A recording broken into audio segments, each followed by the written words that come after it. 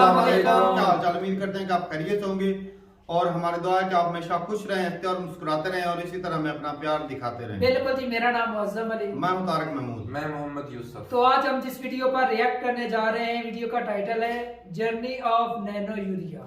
तो भाई साहब, यूरिया के खाद आजकल हम इस्तेमाल कर रहे हैं। तो इंडिया ने जो नए यूरिया इंट्रोड्यूस कराया वो बोतलों में, लिक्विड में करवाया है। अच्छा, तो ये तो है तो वैसे काफी पुरानी टेक्नोलॉजी, लेकिन पाकिस्तान के पास अभी भी इसकी कमी है। है ही नहीं। वीडियो देखते हैं और अपना बयान पर देंगे। कॉर्नर करते हैं 1 2 3 स्टार्ट।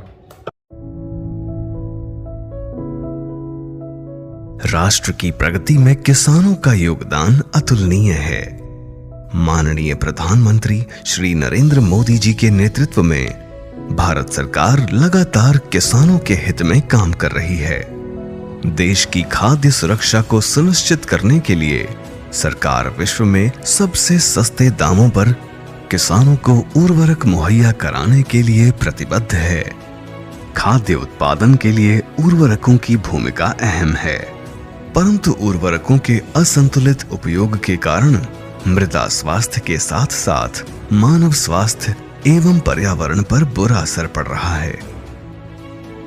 इस स्थिति से चिंतित होकर माननीय प्रधानमंत्री जी ने देश के किसानों से रासायनिक उर्वरकों के उपयोग को कम करके धरती माता को बचाने की अपील की है। हमें गांव-गांव किसानों को समझाना होगा कि यूरिया का उपयोग कम करें।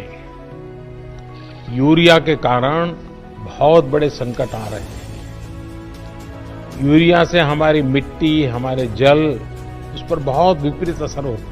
इसी से प्रेरित होकर समृद्ध भारत का सपना देखने वाले देश के समर्पित युवा वैज्ञानिकों की टीम ने आत्मनिर्भर कृषि और आत्मनिर्भर भारत के मिशन को साकार करने के लिए स्वदेशी प्रोप्राइटरी टेक्नोलॉजी से विश्व का पहला नैनो यूरिया तरल बनाया। विभिन्न शोध अनुसंधान और क्षेत्र परीक्षण से ये सिद्ध हुआ है कि नैनो यूरिया तरल की उपयोग क्षमता 80% से भी अधिक है, जो कि पारंपरिक यूरिया में मात्र 30 से 40% ही होती है। पारंपरिक यूरिया के मुकाबले छोटे आकार के होने के कारण नैनो यूरिया तरल की उपयोगिता अधिक है। इसके उपयोग से सूक्ष्म जीवाणुओं की सक्रियता बढ़ती है और पौधों में लंबे समय तक नाइट्रोजन की उपलब्धता बनी रहती है, जिससे उपज गुणवत्ता में वृद्धि होती है, पैदावार बढ़ती है, मानव स्वास्थ्य अच्छा होता है, जल, वायु एवं मृदा प्रदूषण में कमी आती है। नैनो यूरिया तरल परिवहन व भंडारण में किफायती एवं सुविधाजनक है, साथ ही सस्ता, प्रभावी और हानि रहित भी। मात्र 240 रुपए प्रति 500 मिलीलीटर की एक बोतल पारंपरिक यूरिया की कम से कम एक बोरी के बराबर असरदार है। नैनो यूरिया तरल के उपयोग से पैदावार में औसतन 8% की वृद्धि होती है। फसल के आधार पर 1 एकड़ कृषि के लिए 1 से 3 बोतल नैनो यूरिया का छिड़काव पर्याप्त है। विशेष रूप से उल्लेखनीय है कि नैनो यूरिया तरल के इस्तेमाल से ऊपर से बिखेर कर प्रयोग किए जाने वाली पारंपरिक यूरिया के प्रयोग को आधे से कम या समाप्त किया जा सकता है। नैनो यूरिया तरल का छिड़काव बहुत कम समय में knapsack sprayer, power sprayer, boom sprayer, drone आदि की मदद से किया जा सकता है। नैनो यूरिया तरल के उत्पादन को बढ़ाने के लिए 8 अत्याधुनिक नए प्लांट लगाए जा रहे हैं, जिससे आगामी वर्षों में 44 करोड़ नैनो यूरिया तरल की बोतलों के उत्पादन का लक्ष्य है। 2025 तक नैनो यूरिया उत्पादन को लेकर चरणबद्ध कार्यक्रम बनाया गया है। इससे पारंपरिक यूरिया के उपयोग में भारी मात्रा में कमी होगी, जिससे रसायन युक्त उर्वरकों के उपयोग में कमी आएगी। उर्वरक विभाग की पहल पर कई अन्य उर्वरक कंपनियां भी तकनीक के हस्तांतरण द्वारा नैनो उत्पाद निर्मित करने जा रही हैं। नैनो यूरिया तरल के अतिरिक्त अन्य नैनो उर्वरक भी विकसित किए जा रहे हैं, जिनका क्षेत्र परीक्षण चल रहा है। देश के किसानों के बीच नैनो यूरिया की बढ़ती लोकप्रियता को देखते हुए राज्य सरकारों से विचारोपरांत इसे मांग के अनुसार राज्यवार मासिक आवंटन में शामिल किया जाएगा और इस तरह होगा आत्मनिर्भर भारत और आत्मनिर्भर कृषि का सपना पूरा।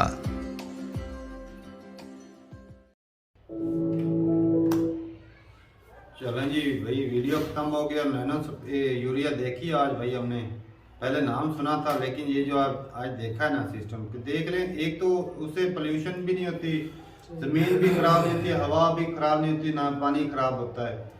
तो एक तो ये फायदा, सबसे बड़ा बेनिफिट तो भाई साहब ये हो गया। दूसरे नंबर पर एक तो सस्ता सोर्स है, बिल्कुल ही सस्ता है यार। एक बिल्कुल सस्ता। हमारे यहाँ भाई 2500 की एक थैला है। हाँ भाई, अब 3000 सीजन है ना भाई, 3000 का हो गया। मैं गलती हो गई। जिस चीज की डिमांड बढ़ जाती है ना, रेट उसी के बढ़ता है। यहाँ वाला ना इकोनॉमिक्स थोड़ी सी ज्यादा पड़ रखी है। हाँ।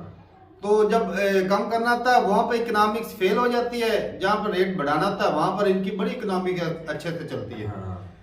तो बाकी भाई ये जो सस्ता है ना, देख रहे हैं कहाँ पर 250, कहाँ पर 3000 रुपया, कितना फर्क है। और मजे की बात उधर इतने रेट पर नहीं मिल रहे। हाँ, यूरिया भी है लेकिन फर्क ये कि वो नहीं, पैदावार भी तो ज्यादा 250 रुपए की बोरी मिलती है वहाँ। हाँ, 350 रुपए की, 350 400 रुपए की, इतने की मिलती है। हाँ। लेकिन ये ना तारक भाई, एक और बात है, किसान लोग जो ज्यादा ना सहूलत होती है उसको आसानी से, जो यूरिया उसको जो है छिड़काव करना आसान है, इसको स्प्रे करना थोड़ा सा मुश्किल हो जाता है। नहीं, स्प्रे करना भी इतना मुश्किल तो नहीं है। अगर वो टैंकी के जरिए करे तो फिर भी मुश्किल है, अगर तो... वो टेक्नोलॉजी के जरिए करे तो फिर तो ठीक है।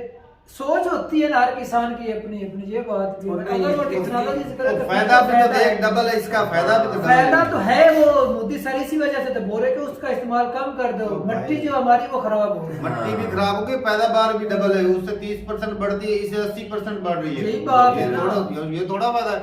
सबसे बड़ी खुराक बात तो जो है वो पत्तों के अंदर से बढ़नी है, अगर पत्तों के ऊपर ही वो स्प्रे हो जाए तो उसका जो ग्रोथ है वो डबल ही होगी। तो भाई ये चीज तो और बेहतरीन कमाल किया है। ये काश हमारे पास भी होती तो आज हमारे पास थी, पिछले साल की तो थी हमने। ये इस तरह की नहीं, वो और थी, वो पैदावार बढ़ाने की थी, वो अलग थी। वो कितने की मिली थी? यूरिया 2500 की मिली थी, 2000-2500 की थैली थी।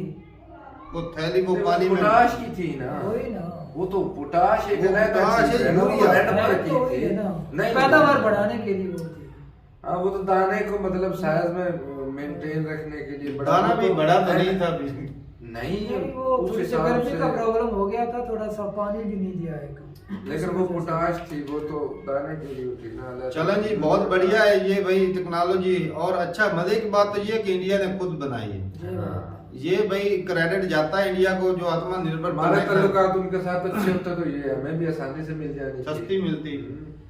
और अमेरिका और ब्राजील जो है ना, और जो कनाडा के फार्मर मेरे सुनने में आया कि 1 एकड़ से 180 मन निकालते हैं टेक्नोलॉजी के माध्यम में। तो भाई ऐसे ही है, अमेरिका में भी ज्यादा निकलती है। मैं कल वीडियो देख रहा था, उसमें 250 एकड़ जो है ना उसको सराब कर रहे थे, वो टेक्नोलॉजी पाइपों के जरिए 4 घंटे के अंदर वो बोलते हैं कर लेते हैं। 250 बड़ी बात है, ये बड़ी बात है। तो कितनी बचत ये वो हमारे यहाँ जो देसी देखा नहीं, वो फार्मिंग करते हैं, ऊपर से वो जिस तरह बारिश होती है वो लगा हुआ सिस्टम, वो पानी लगाते हैं ऊपर से बारिश की तरह दे देते हैं पानी। तो वो ज्यादा मैं कहता हूँ बेहतर है, जो नीचे से इस तरह पानी का खर्चा कम हो जाता है। वो खर्चा कम होता है, नीचे से पानी जो लगाते हैं ना वो खर्चा ज्यादा होता है, वो जाया हो जाता है पानी, फायदा कुछ नहीं होता। जितना चाहिए एक तो फसल साफ हो जाती है, उसको सूरज की रोशनी अच्छी, और उससे आप स्प्रे कर सकते हैं जड़ी बूटियों को। सही बात, हर चीज खाद भी उसके अंदर डाल दी सारा जाती है, सभी कुछ उसके अंदर हो जाता है। वो बोलते हैं 2 लोगों ने 250 एकड़ संभाले हुए हैं, वरना हमारे यहाँ 200 एकड़ संभालना कम से कम सैकड़ों बंदों का चाहिए। तो ठीक है भाई, टेक्नोलॉजी का इस्तेमाल से ही इतना ये काम हो रहा है, तभी जो लोगों की जरूरत जो है ना हुकूमत, वो भी किसानों के लिए ना बहुत अच्छे स्टेप ले। बिल्कुल इसी वजह वो स्टेप नहीं लेंगे तो हमारी तरह ऐसे